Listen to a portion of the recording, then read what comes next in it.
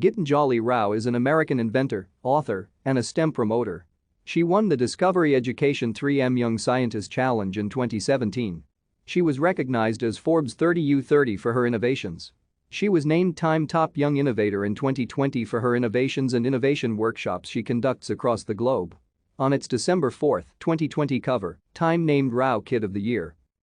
Gitanjali is from Lone Tree, Colorado. She attends the STEM school Highlands Ranch. She wants to study genetics and epidemiology at Massachusetts Institute of Technology. She has spoken up about the gender pay gap. Gitanjali heard about the Flint water crisis while watching the news. She became interested in ways to measure the lead content in water.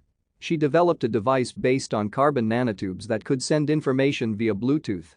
Rao collaborated with a research scientist at 3M. In 2017, Rao won the Discovery Education 3M Young Scientist Challenge and was awarded $25,000 for her invention, Teethies. Thank you for watching. Like and subscribe if you would like to view more of our videos. Have a nice day.